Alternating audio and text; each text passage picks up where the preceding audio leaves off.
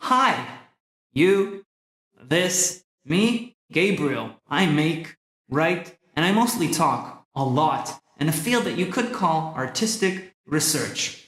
But here's the thing, see? I usually assume that speakers must present an established argument to support their relatively solid opinion on it. Unfortunately, I don't seem to be able to do just that. I merge so many media and genres and points that things get obscured beyond repair and become purposeless threads of thought. And, well, this is also in part why I chose artistic research as a model where I hope to explore this derailed theory as a form of artistic practice. Still, even in this field, I'm usually regarded as a pseudo-theorist or a pseudo-artist at best. I don't seem to know what I'm talking about. So what do you do when you try to contribute something relevant knowing all this? How do you not fuck this up? Well, actually, instead of correcting things, I decided to do the exact opposite. What would happen if I actually completely and totally fuck this up? What would happen if I gave a talk made up out of way too many claims and opinions, hardly countable, if even founded at all coming out of the mouth of a bunch of obnoxious split personalities? How radical could this debate between these personalities get before things get out of hand? I guess I'm asking what would happen if I acted like a troll. Like an internet troll. Or if I acted like several internet trolls attacking one another. So, what is an internet troll exactly? Basically, I would say trolls are people who keep behaving like assholes online for no clear enough reason. There isn't yet a consensus on the term, but I would say that trolls generally start arguments online or upset and provoke people, or just lead the discussion astray. More on purpose, less on purpose, either way, the result is confusion and sabotage. Trolls make wild accusations based on completely made-up arguments, and many times they resort to personal insults. So it's kind of like online harassment, but not just any type of harassment. It's playful harassment, even sadistic. It fucks with the mind. So what if I use all this fun as an approach for an academic talk, right? So then I started looking for artists who maybe talk about trolling or just media theory, and of course I ended up with Hito Steil, and eventually I wrote my master's about her.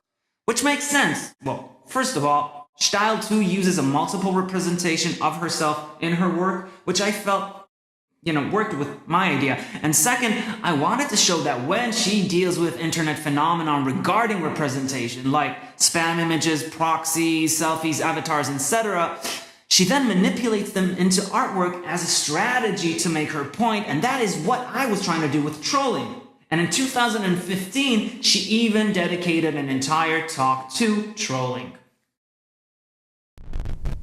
Why should we try reason with unreasonable trolls? I'm not even sure if trolls are even human anymore. There are probably less bored, pimpled human trolls harassing people from their room in their grandmother's basement than there are online bots, software posing as human, which works diligently to approach us with content meant to mislead, confuse, and incite us. Human trolls might act heartlessly, but the bot trolls literally have no soul. And we have by now taken so many selfies that we don't even know when the internet will snatch one of our images and use us to troll ourselves. All this sounds quite helpless, so why am I actually defending trolls? Normally, we assume that if we are all the internet, which is this massive pool of our thoughts, then the troll is everything we disagree with in this pool. It is everything we do not want to be. If the troll is our extreme limit, then it is also a limit with a face, our face. So I say we better talk to it, because what if trolls are not only there to trick us, but also to teach us? After all, by manipulating us, trolls are trying to think outside the box, or at least they are able to show us the box in which our thoughts are circulating. This is valuable knowledge in this age of political campaigns, which look like reality TV, where what is said matters less than how it is said and the response it provokes. In fact, mannerisms are, at times, the only actual scripted content. Everyone is today trolling everyone, literally. Trolling has become the international mind sport of smashing the box. So perhaps we need to flex our muscles accordingly, unless we want to get squashed. I actually met Hito later through a mutual friend after the keynote at Athens Biennale, and I told her I was writing my work about her, and she was curious. I then eventually found her email and sent her the YouTube link to this video I found, together with a short explanation about my idea for the work, and I asked if she'd care to comment, but I got a very angry response. So it turns out she misunderstood the reason I sent her the video and assumed I made and published it myself. And what's more, she didn't exactly claim I plagiarized her work as much as she claimed that I completely invented it and therefore have now sabotaged her reputation. And she then said, and I quote directly, she would never in her wildest dreams say such things, and that I should expect consequences. So I tried to explain myself in a very, very, very long email, which took me 2 days to write, but before I could send it to her, a video response by Hito was uploaded to YouTube. This here is... Seemingly typical of her style, she used the original video with a different voiceover, in which she mainly attacked me for having the nerve to imitate the way in which she speaks and moves, in what she felt as a racist and misogynist fashion, declaring she refuses to be represented like this. That again is a paraphrase of one of her texts. I think it's Spam of the Earth, but never mind. So I turned the volume down here because at a certain point she starts cursing me in an absolutely obnoxious way, and by now people online were clicking and defending her using the exact same mean language. So at this point, I was startled for 2 reasons. First, because this response was, in my view, completely uncalled for. My name too was now being shamed, and for very poor reason. And second, because something was absolutely bizarre about Steil's response. I mean, the way she paraphrased her own quotes was not her style, the voice sounded funny, and of course I could never imagine her talking to anyone so rudely, no matter what they may have done. Then I grew even more suspicious when I noticed something even stranger. Okay. Troll or trash bin of a cunt. Troll or trash bin of a... There. Okay, that weird gleam under Hito's eyes? It didn't seem right that the light would only hit there. I mean, not when the whole face is in the dark. So this gleam was a reflection of something, some kind of material mounted on her face, maybe glasses? So I then turned the brightness of the screen to the fullest, and guess what I found out?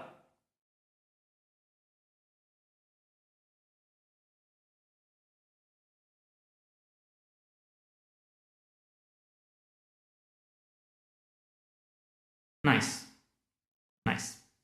I then also noticed that the name of the account wasn't even listed as Hito Steil, but rather as Tito S. Hire, which sounded very similar to how I write my stage name, Gabriel S. Moses. So Hito was right. This Tito was indeed an imposter who did indeed resemble me, so indeed Tito was trolling me and Hito, making us fight, but actually Tito was none other than me. I don't remember someone hacking into my account. Maybe they didn't have to for this particular purpose, but either way, why would someone do this? I'm practically nobody. So, I wrote to Tito, but all I received was the words, "Go fuck yourself," in bold capitals, and I even filed an official complaint to YouTube, to which YouTube simply reposted Tito's reply, thereby telling me to go fuck myself twice. So with no better option, I started thinking, hey, this could pass as pretty weird trolling art. I could even use it for my work. I wasn't sure because my presentations already tend to be a bit crazy, a bit all over the place, a bit like academic trolling. But if I found a way to somehow appropriate this artwork as my own, maybe. So to do so on Facebook, I reposted a link to the whole YouTube thing so far, and I added a title. Check this out, people. Tito, who is Hito Style, has just academically self-trolled me. So, though I now thought of it as hilarious art, what I didn't anticipate was that my own Facebook friends wouldn't get it. They didn't seem to realize that this Tito was in fact a fake me posing as Hito, and most of them confused Tito for the actual Hito. So now, friends were writing to comfort me, and a few even wrote to Tito thinking it was Hito and protested that she was needlessly rude, to which Tito again replied hurling insults at my sister. And, lucky guess, I don't have a sister. Hito herself never responded after that email, nor to anyone online, until eventually one friend who was a student of hers confronted her about the whole thing in class, and a day later I got an email from Hito from an altogether different email account than the one that I originally wrote to, and it said, "Hello Gabriel, I believe we last spoke briefly at Athens Biennale. You are Boz's friend, right? Well, I have to say I am a bit amused by this whole YouTube frenzy, but I haven't been involved in any of it. I would never in my wildest dreams say such things. Sincerely, Hito. P.S. The first video about the internet troll is somehow cute." By now, this response too was put into circulation online, with people ruthlessly defending either me, Tito, or Hito. And what's more, as a sign of solidarity, everyone entangled in this debate changed their avatars to the cartoon of either me, Tito, or Hito, depends who they were defending. And that's how I discovered also how the original cartoon was forged. It was a free website where you make your own cartoon figure, but all the figures looked alike, and what's worse, they all looked like me.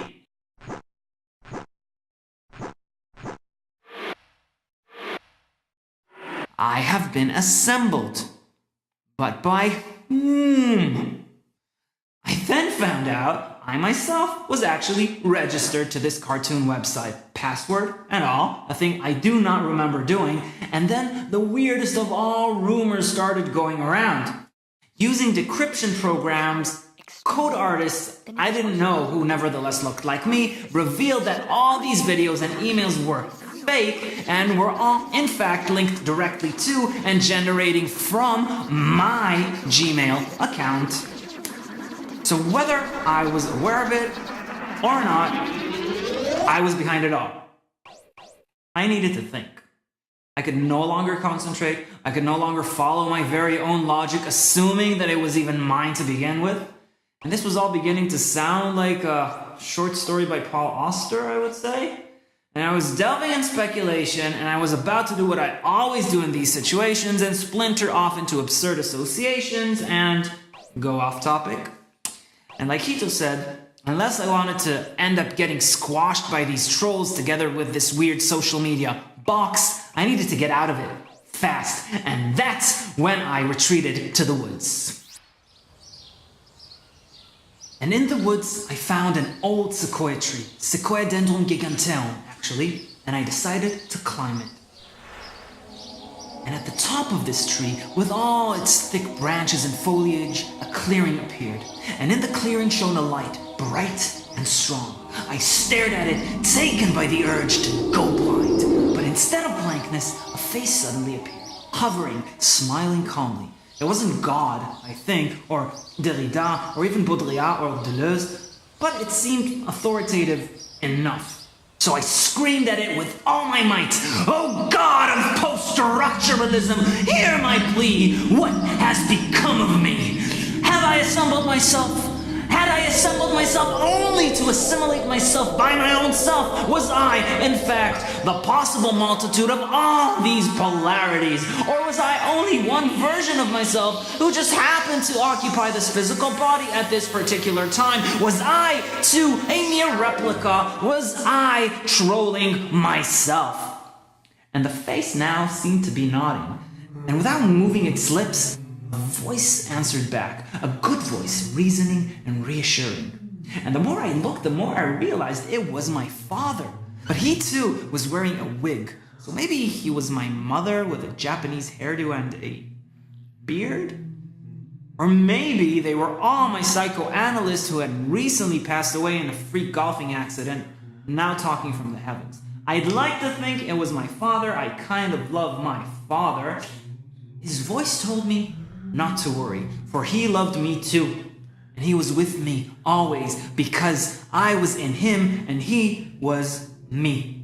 He was me online, no matter what I claimed to be, as I clicked like on my own profile picture to somehow regain some forlorn sense of context. He was all knowledge, all claims, refuted and approved. He was the shocking news last week about Boko Haram in Cambodia, which was actually a hoax, which I then reposted by mistake, thinking that this was real news. But it's okay, because it was my father who put it there. It was in fact he who was trolling me just to teach me a lesson. And he is here with us in this room right now. He is the exploding canon of scholarly text, which you will now tell me that I either haven't read or misquoted completely. He is the absolute control of academia over knowledge, even in its ugliest forms of incoherent ramble, kicking, cursing, lying, and epistemic abusing. He is me, who is reflected by a greater they and an even greater we, and we are the Father, the Son, and the unholy troll, this trinity in matrimony constituting a discourse which we cannot escape, since outside of it exists nothing, since we are always in the box. But to remind you, I'm not here right now.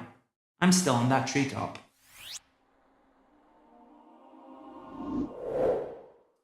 And my father was there too. Who was my mother, who was Hito-style with shoulder pads?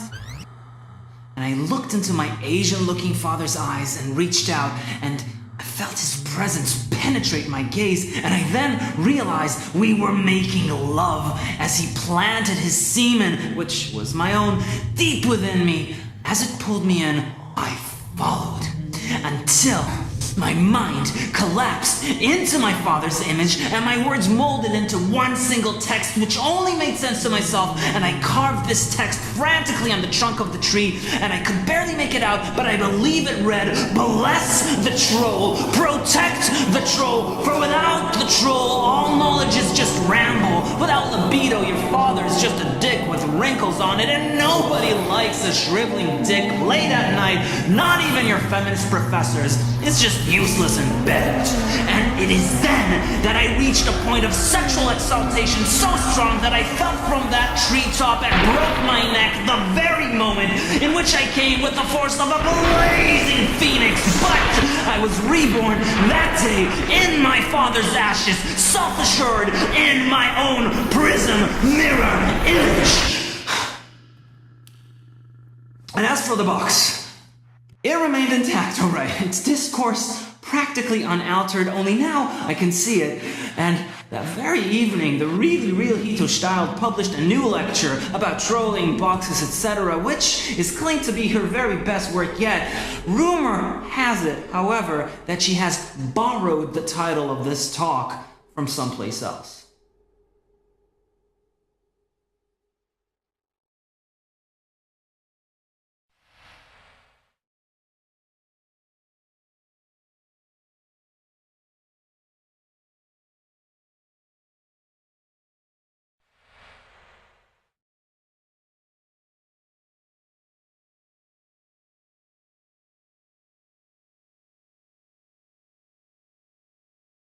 Oh, and